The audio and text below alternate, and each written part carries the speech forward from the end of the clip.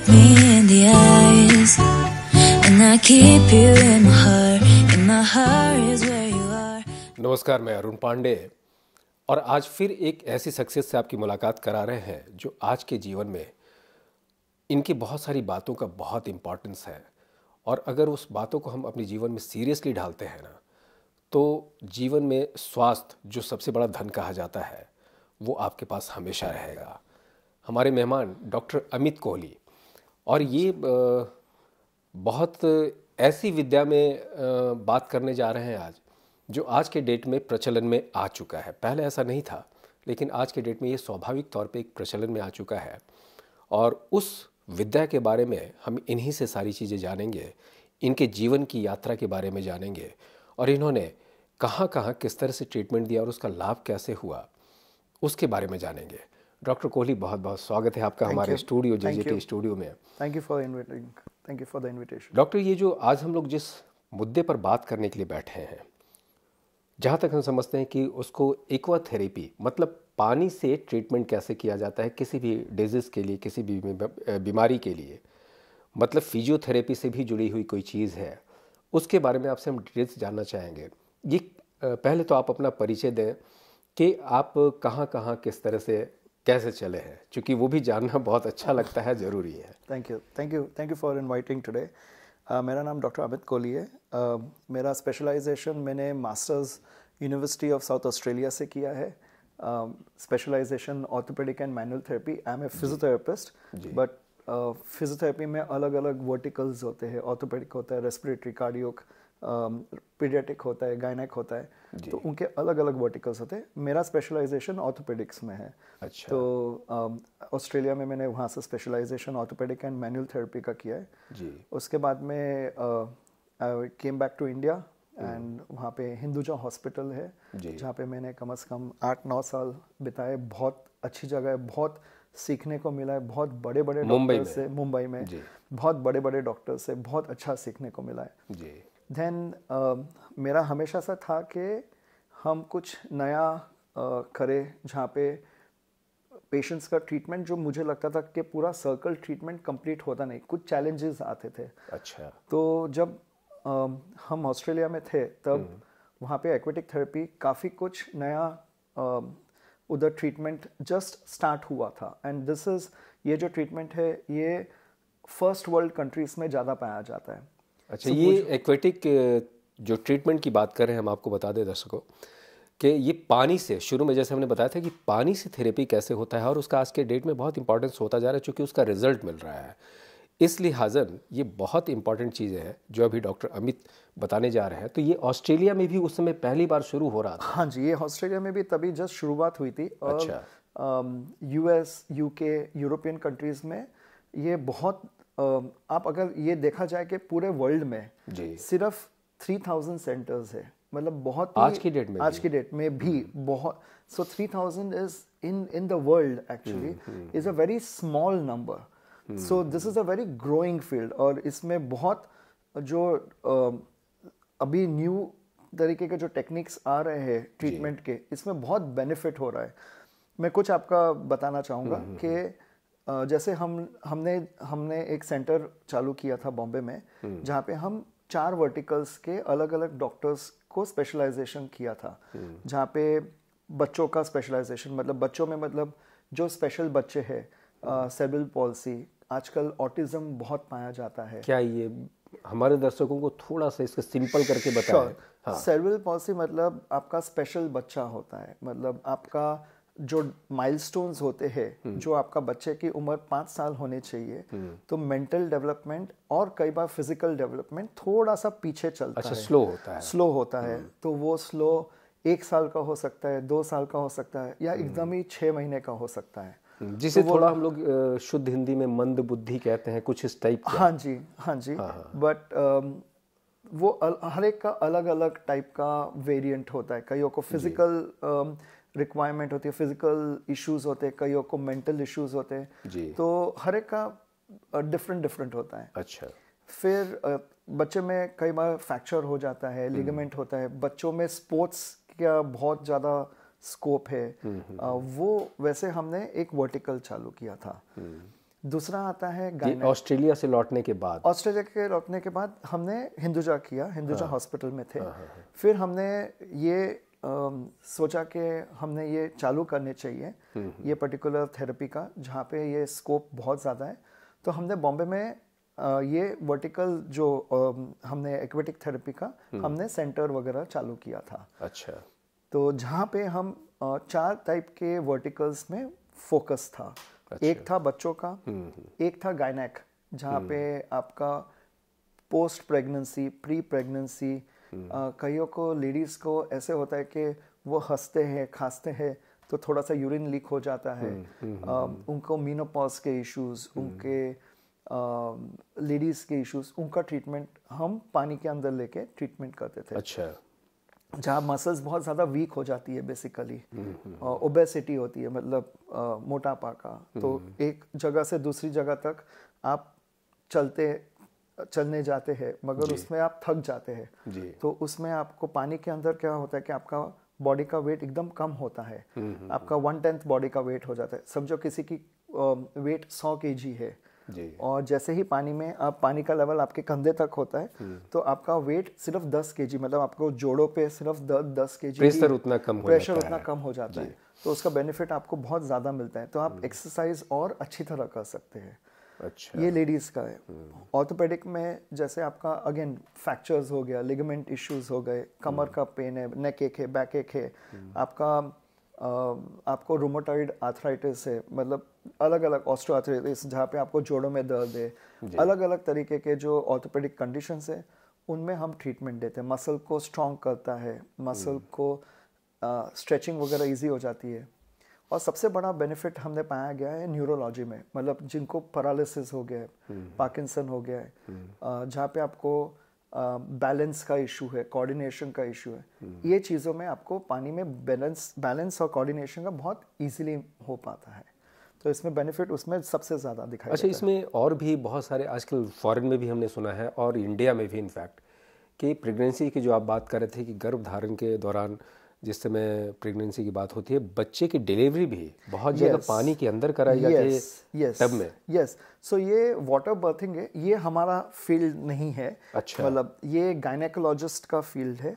हम बेसिकली मतलब चूंकि उसमें एक्वा आ रहा है, पानी आ रहा है, वो उससे रिलेट कर रहा है, इसलिए जी। मगर ये थेरेपी बच्चा पैदा पानी के अंदर करने की नहीं है। ये बेसिकली आपका पोस्ट प्रेगनेंसी के बाद में आपके मसल्स वीक हो जाते हैं। आपके गर्ल्स को ऐसे होता है कि हमें वापस सेम जीन्स में फिट होने चाहिए। अच्छा। तब जाके फिर ये हम एक्सरसाइजेस वगैरह हम करते हैं जिससे मसल को ज़्यादा इजीली हम स्ट्रेंथन कर पाते हैं। नहीं, एक डॉक्टर होने के नाते हम आपसे ये जानना चाह रहे हैं कि चूँकि बातचीत के दरमियान ये शब्द आया तो उसमें ऐसा होता है क्या नॉर्मल डिलीवरी जो होती है और एक वाटर डिलीवरी की आप बात कर रहे हैं, जी, वो ज़्यादा कंफर्टेबल होता है, इजी होता है, नॉर्मल होता है क्या इससे? हाँ जी, but I am a physiotherapist. But अगर आप पूछा गया तो हर एक का पेशेंट का डिफरेंट होता है। बट पानी में यस, आप अगर बोला जाए तो इजी होगा। बट आई थिंक वो एक गायनेकोलॉजिस्ट और या वाटर बर्थ स्पेशलिस्ट जो होगा वो आपको राइट गाइडेंस दे पाएगा उस बात में। अच्छा। हम बेसिकली ये सबके लिए भी सूटेबल नहीं है, ये सबके लिए physiotherapy is not the right one. But उसके लिए वाटर बर्थ टेक्निक्स के लिए स्पेशलिस्ट, क्या वाटर बर्थ टेक्निक्स ज़्यादा बेनिफिशियल है? Yes, new studies have shown that.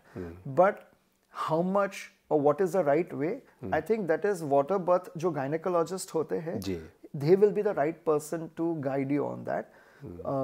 हम जो है पोस्ट प्रेगनेंसी के बाद जो होता है तब हम उनको देखते हैं। मतलब पोस्ट प्रेगनेंसी के बाद जैसे वीकनेस बहुत सारी चीजें यस, तो उसको ये एक्वा थेरेपी देकर दुरुस्त किया जा सकता है, उनको हेल्प कर आपका जो पोस्ट प्रेगनेंसी के बाद में post pregnancy depression is very common.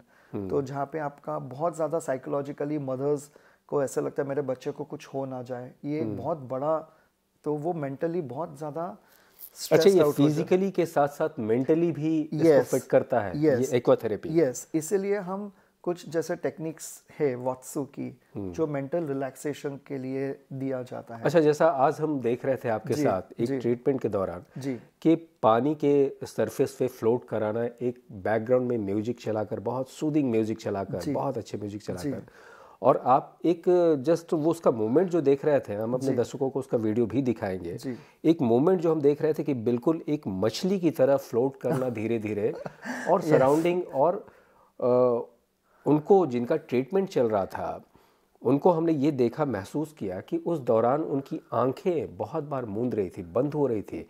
मतलब कि वो रिलैक्स के उस मोड पे थे, उस मुकाम पे थे कि जहाँ बहुत अपने आप को हल्का महसूस कर रहे थे। जी जी। तो इसको क्या आपने नाम बताया?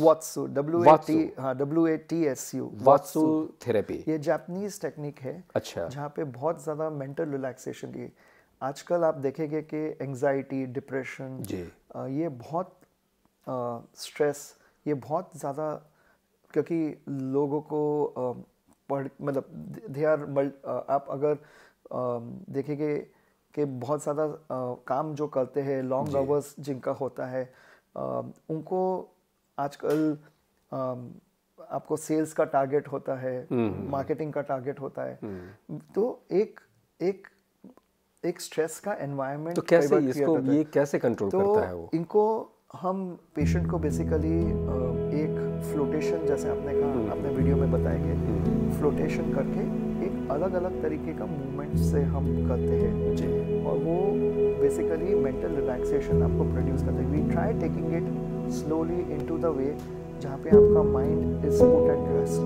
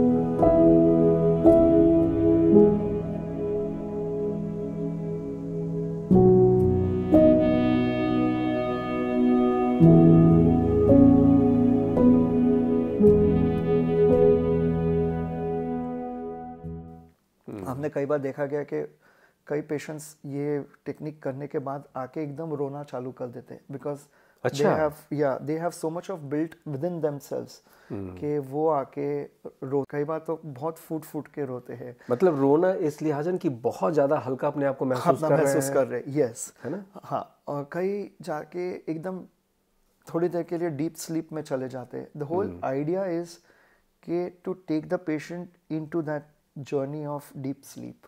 अच्छा। एंड अगर भले ही वो 45 मिनट्स का पूरा सेशन होता है एक्चुअली, जहाँ पे हम पेशेंट्स को पूरा रिलैक्सेशन देते हैं।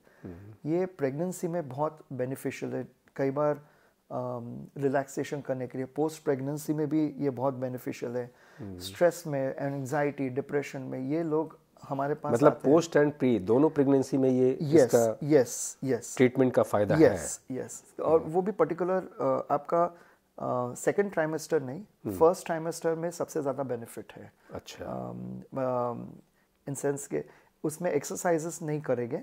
सेकेंड ट्राइमेस्टर से हम एक्सरसाइजेस कर सकते हैं। First trimester and third trimester में हम बेसिकली रिलैक्सेशन पे फोकस रखते हैं। अच्छा। सेकेंड ट्राइमेस्टर में हम एक्सरसाइजेस वगैरह थोड़ा बहुत हल्का फुल्का करते हैं, पर फर्स्ट ट्राइमेस्टर में हमें एकदम रिलैक्सेशन, क्योंकि कई मदर्स होती है जो फर्स्ट टाइमर्स होती है, जी जी, तो वो उनका वैसे ही एंजाइटी वगैरह बहुत होता है, तो उनको रिलैक्सेशन के लिए ये दिया जाता है। एक और टेक्निक है जिसे आईची कहते हैं। उसमें क्या होता है कि एक ही पूल में हम 4-5 मदर्स को एक साथ ले सकते हैं, तो it's called as a group therapy. तो उसमें आपका रिलैक्सेशन मदर्स को, और हम यूजुअली जब हम वो करते हैं तो हम एक दूसरे को मदर्स को बोलते हैं कि आप अपना बताइए आपका कैसे प्रेगनेंसी का, मतलब एक साथ साथ एक साइकोलॉजिकल ट्रीटमेंट भी चल रहा है। यस, पोस्ट प्रेगनेंसी का, और वही ग्रुप पोस्ट प्रेगनेंसी तक चलता है। तो हम चाहते हैं कि वो जो ग्रुप बने वो एक दूसरे के साथ फ्रेंड्स बने, वो पूरा कंटिन्यू। और कई बार क्या होता है कि कंप्लायंस होता है, मतलब कई बार पेशेंट मैं आज नहीं आ रही हूँ, मैं तो, मगर एक दूसरे को वो ड्राइव करते हैं कि चल आ जा, तो वो एक दूसरे को ड्राइव करते हैं कि चलिए आप हम एक ग्रुप बना ना, एक तरह के लोगों का एक ग्रुप बना, और वो लोग चाहते होंगे कि अपनी वो चीज जिस जर्नी से वो गुजर रहे हैं एक दूसरे को शेयर करें। और शेयर करने में जो एक रिलैक्सेशन होता है, उस पल को वो जीना चाहते हैं। कई बार हम ये भी करते हैं कि जैसे पोस्ट प्रेगनेंसी डिप्रेशन मैंने कहा, तो जहाँ पे मदर को ऐसे लगता है कि मेरे बच्चे को कुछ हो नहीं जाए, तो हम हस्बैंड एंड वाइफ का दोनों का कपल सेशन भी लेते हैं। अच्छा। हम ऐसा भी करते हैं कि फादर को भी हम पूल में उतारते हैं और वो बच्चे के साथ उनके साथ थेरेपी करते हैं। बच्चे फादर को सिखाते हैं कि आप अपने पूल में किस तरीके से बच्चे को, या अपने बिल्डिंग के पूल में किस तरीके बच्चे के साथ, तो वो एक बॉन्डिंग सेशन होता है। तो मदर्स लव दैट थिंग कि वो जब देखते हैं कि फादर एंड चाइल्ड बॉन्ड हो रहे हैं, तो वो मेंटली रिलैक्स होती है। So it's very helpful, Kameng for them. अच्छा। यस। अच्छा, ये तो प्रेग्नेंट लेडी के बारे में हो गया, एक पूरी फैमिली के बारे में हो गया, रिलैक्सेशन के बारे में। उसके अलावे और किस तरह के पेशेंट होते हैं जिसको इस तरह के ट्रीटमेंट से बहुत सबसे ज़्यादा इम्पोर्टेंट न्यूरोलॉजिकल, जैसे मैंने कहा है कि हमारे पास जब हमारा जर्नी हमने की थी हमारे सेंटर में, तो 60% जो पेशेंट्स थे वो ऑर्थोपेडिक कंडीशंस के थे। अच्छा। 30% के जो थे वो न्यूरोलॉजिकल थे। मगर मैं न्यूरोलॉजिकल को थोड़ा सा ज़्यादा महत्व देना चाहता हूँ, क्योंकि उनकी जो कंडीशन है वो ज़्यादा सीरियस होती है। अभी जैसे किसी को पैरालिसिस हो गया है, उनके पास तो बैलेंस है नहीं, वो पूरा हाथ पैर का एक साइड लकवा मार गया है। तो उनको पूल में जब लेके आते हैं तो उनका कॉन्फिडेंस बढ़ जाता है, क्योंकि उनका पानी के वजह से उनको बैलेंस अच्छा आता है। तो जैसे ही कॉन्फिडेंस बढ़ता है तो उनको लगता है कि मैं ये कर सकता हूँ। अच्छा, नॉर्मल जैसे मोमेंट उनका बाहर होता है, जैसे ही वो पानी में उतरते हैं थोड़ा सा उनको रिलैक्सेशन एक महसूस होता होगा। यस। और हाथ पैर मूवमेंट का तो उनको अच्छा लगता होगा, कॉन्फिडेंस आता होगा। यस, क्योंकि अगर आप जब लैंड में हो, लैंड में अगर एक बंदे का वेट 100 kg है, तो वो 100 kg का उसके पैर में उठा के चलने में होता है। मगर यही जिनको पैरालिसिस है, यही इनको अगर आप पूल में उतारे तो उनका पैरों पे वजन सिर्फ 10 kg हो जाता है। अच्छा। तो 1/10 ऑफ द बॉडी वेट। तो उनको ऐसे लगता है कि मेरा और गिरने का जो डर है वो चले जाता है, क्योंकि पानी में गिरोगे तो आपको लगेगी नहीं, मार नहीं लगेगी। जबकि आप लैंड में रहेंगे तो मैं गिर गया तो मेरा फ्रैक्चर हो जाएगा, मुझे ये हो जाएगा, मुझे सर में लग जाएगा, ये डर लगा रहता है। मगर पानी में अगर गिर भी गए तो कोई इंजरी का चांस नहीं होता। तो जब पानी में चलते हैं तो उनको वो कॉन्फिडेंस बढ़ जाता है, उनका बैलेंस ज़्यादा बेटर होता है। तो और उनका हम इंटेंसिव न्यूरो रिहैब करते हैं, मतलब सुबह के एक लैंड सेशन होता है, एक एक्वा सेशन होता है, फिर कईयों को जिनको स्पीच की जरूरत थी तो स्पीच का होता है, कईयों को ऑक्यूपेशनल थेरेपी होता है तो ऑक्यूपेशनल। अच्छा, स्पीच थेरेपी भी उसमें चलता है? स्पीच थेरेपी तो ये बेसिकली आपका दिन का इंटेंसिव न्यूरो रिहैब का मतलब है आप जैसे काम पे जा रहे हो, सुबह से लेके शाम तक आपका अलग अलग तरीके का थेरेपी होगा। और किसी का भी जब ये स्ट्रोक होता है, पैरालिसिस होता है, तो पहला 3 महीना से लेके 6 महीने तक it's called as a golden period, क्योंकि आपकी न्यूरो इलास्टिसिटी, आपकी न्यूरोप्लास्टिसिटी आपकी वो बराबर बची रहती है थोड़ा। तो आपका जो रिकवरी पैटर्न है वो उस टाइम में सबसे ज़्यादा पाया जाता है। आपकी याद करने की गुंजाइश, आपका जो पहले का आप एक्टिविटी करते हैं वो ब्रेन में अभी भी स्टोर रहता है। अच्छा। तो मैक्सिमम रिकवरी 3 से 6 महीने के बीच में अगर आप वो टाइम पीरियड में अगर आप करें तो आपका रिकवरी और आपका बेटरमेंट होने का चांसेस ज़्यादा रहता है जी।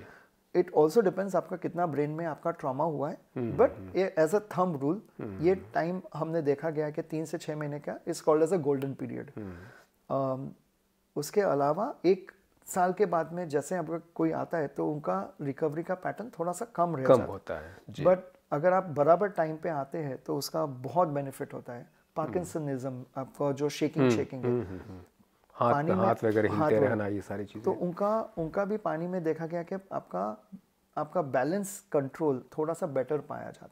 अच्छा, और वही अगर कंटिन्यू थेरेपी चलती रही तो वो ठीक भी हो जाता है, ऐसा है? पार्किंसनिज्म को हम कंट्रोल कर सकते हैं पूरी तरह ठीक होना, क्योंकि इट्स अ ब्रेन का, इट्स अ डोपामिन का इशू होता है। अच्छा। तो मगर आपका बैलेंस कंट्रोल बेटर होता है, कुछ part of the body balance specially आपका बेटर हो जाता है।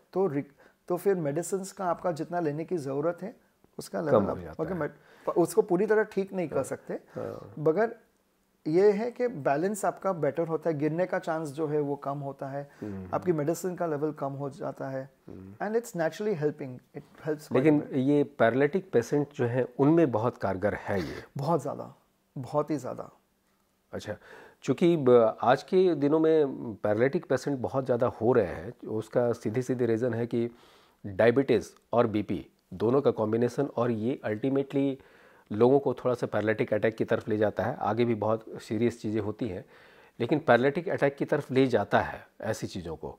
और आज के डेट में अगर इस थेरेपी की हम बात करें, इसका इस्तेमाल करें, और जैसे डॉक्टर कोहली, अमित कोहली बता रहे हैं कि इसका फ़ायदा बहुत ज़्यादा है, लेकिन अभी अवेयरनेस वैसा नहीं है, जागरूकता उस तरह की नहीं है, और इसीलिए आज हम कोशिश किए थे कि इस पॉइंट पर ज़रूर बात करें। मुंबई से स्पेशली आए हैं हमारे यहाँ श्री जेजेटी विश्वविद्यालय में, जेजेटी स्टूडियो में, तो ये बहुत अच्छा सब्जेक्ट लगा कि आम लोगों को इसके बारे में पता चले, जागरूक हों और इन सारी चीज़ों को ले सके। तो पैरालिटिक अटैक की बात जो कर रहे थे डॉक्टर, उसमें ब्रेन पर भी बहुत ज़्यादा असर पड़ता है, क्या वो उस पर भी काम करता है अगर रेगुलर इसको किया जाए तो?